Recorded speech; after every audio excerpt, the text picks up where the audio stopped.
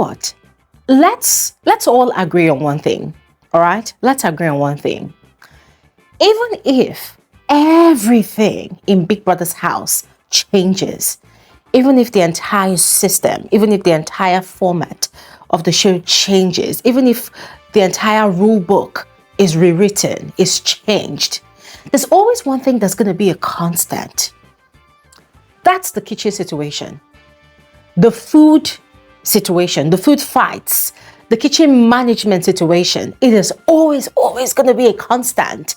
And that is because, aside the fact that we are dealing with individuals from different walks of life, different preferences, just in general, different idiosyncrasies. These are also individuals that are weaponizing their differences to enhance their game. I'm telling you, the kitchen situation, the food situation, it is one of the most powerful weapons, one of the most powerful tools for these housemates / players to use in destabilizing their opponent's games and eliminating their opponent by virtue of manipulating situations, by virtue of causing disruptions unnecessarily, by virtue of wanting to be the black sheep, the odd one out, the one that does not want to go with the general herd, the one that wants to stand out when general decisions are being made. It is a powerful weapon. And in this season, there are 2 housemates that are currently yielding that weapon to the fullest. And I'm sure you already know them, but if you don't, I'm going to tell you gladly that they are IMISI and ISABELLA. Now, there are other housemates that from time to time, they tend to break rules regarding the kitchen management rules as agreed by the whole house and posited by the head of house. I mean, there are housemates who do that. But you see these 2 people, hey, where everybody is going left, they always ensure that they stand on the right. When everybody is having an agreement on how they can manage food supplies, on how they can better manage the kitchen to reduce the multitude of people that goes in there, especially when a general meal is being prepared. You see these 2, they always are the odd ones out. They don't want to agree to anything at all. And guess what? Thelma Lawson clocked IMISI's game. Yeah, she did. She did. And she did not only clock IMISI's game. Ladies and gentlemen, there was already like a bit of an altercation over these matters that I am talking about. I mean, just this morning, of course, our new head of house for the next few hours, until if she's able to defend the title, that is Thelma Lawson, she had called the whole house for, a deliberation session on how they can better manage her regime and how they can manage the kitchen and the little food supplies that they have, just so that everybody will be well catered to and satisfied. And just as expected, Isabella, for 2 reasons, of course, Isabella decided to cause a disruption. We know that for the fact that her inconsistent lover, our prince, what's his name, Koyin, first agreed to accept Thelma's invitation to the head of house lounge as a guest, and also him spending the night in that same lounge with Thelma. That was already a problem. She was already seeing red this morning. For her, nah, no peace for those 2 mother effers. She's going to mess up their day just as much as they have messed up her night. So for that reason, number 1, and then for the reason of course, number 2, of her not always wanting to eat the same thing that everybody eats in that house, and of course always wanting to be the odd one out, she literally caused chaos in that meeting. She said she's not doing shit, that they should completely remove her from whatever general plans that they have, because whenever she's hungry, she, Isabella, is walking into that kitchen to make her own food, and nobody has any right whatsoever to touch her or to stop her. And then she kept on reminding everybody that, listen, Big Brother has said no physical violence, so nobody can touch me. The only thing that can happen is we're all going to use our voices and we're going to shout till we drop. We're going to shout till we're exhausted. All of you buffos have been too boring. So we are going to create drama by fighting with our mouth. And guys, that was her stance, still her stance, even during the meeting and after the meeting. In fact, during the meeting, she walked out, went to the kitchen, and already started preparing her own food. And ladies and gentlemen, we thought that was where the madness was going to stop. But no, IMISI was there. And whilst everybody was agreeing, they were asking her, IMISI, okay, we want to prepare XYZ this morning. Do you agree? Are you in for the food? And she's like, they should not disturb her, that she'll go and cook whatever she wants. Very gently, very demure. And I said, no, that's not going to work.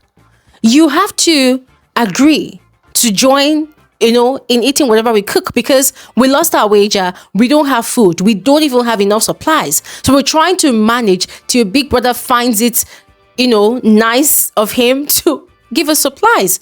And remember, even if the supplies arrive, ladies and gentlemen, it's not going to be as much as it should normally be. No luxuries attached to it. Sometimes there might not be meat. But IMISI refused, and she went head on with the head of house, Thelma, to the point that IMISI started insulting the head of house, calling her she's crazy, she's stupid, she's mad, blah, blah, blah. Like, she literally went extreme. But at the same time, I don't blame IMISI in a way, because aside the fact that IMISI is just naturally disruptive on her own, Thelma has a way of talking to IMISI in a very, very condescending manner. The way Thelma talks to IMISI, Thelma cannot talk to any other female housemate in the house like that. She speaks to IMISI with disgust or disdain, or she's impatient, and IMISI recognizes that, and so she matches up to Thelma's energy. So they went back and forth, and Thelma mentioned that IMISI has been cooking food for herself since last week, and there are some food, some meals that she prepared that are still leftovers in the fridge. She has not eaten them yet. So she keeps on piling up the leftovers. So they're not going to give her that opportunity to continue the same rubbish this week. But IMISI is hell-bent on saying that, okay, you know what, whatever wants to happen, let it happen. I will eat what I want to eat. I will cook what I want to cook.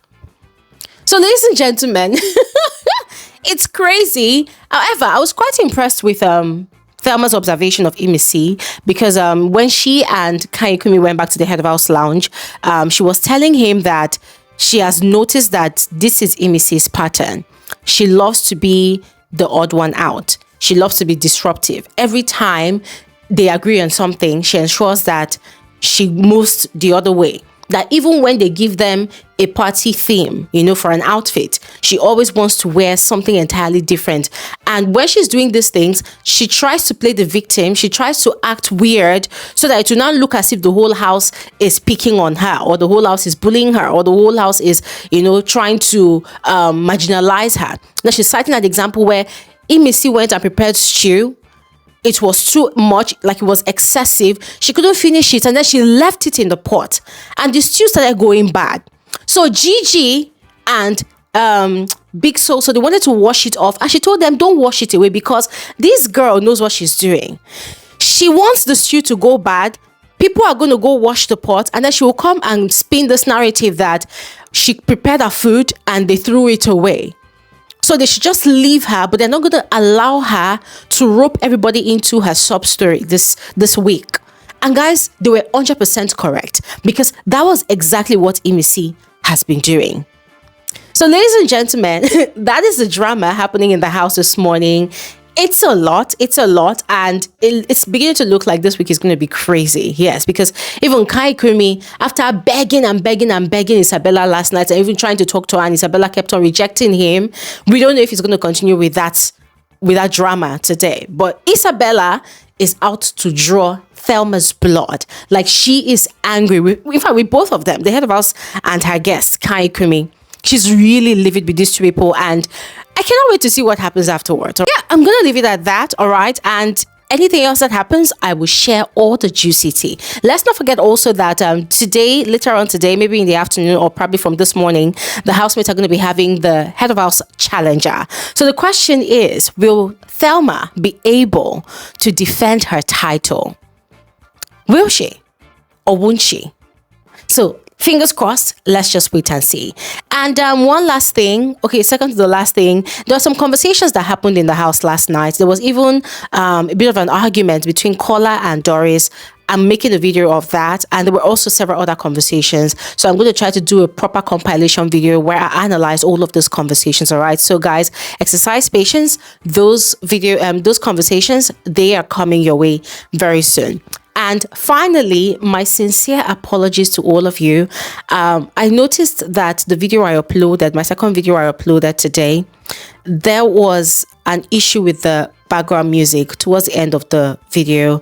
It was just so embarrassing, guys. It was an editing oversight. Let me put it that way. It was an editing oversight, and I deeply apologize. The video had gone too far before I realized it, and I was just calculating like, oh my god, should I delete it? Should I re-edit it? Like, guys, it's such a long process creating these videos. I'm never gonna lie.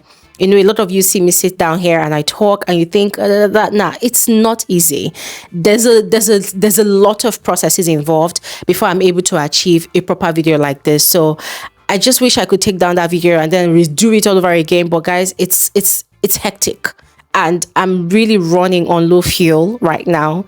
My energy level, I'm trying to keep up, yes, because there's just a lot going on in the house. So guys, my sincere apologies. It wasn't intentional. It was an editing oversight. So please bear with me. Please bear with me. I am so sorry. Please bear with me.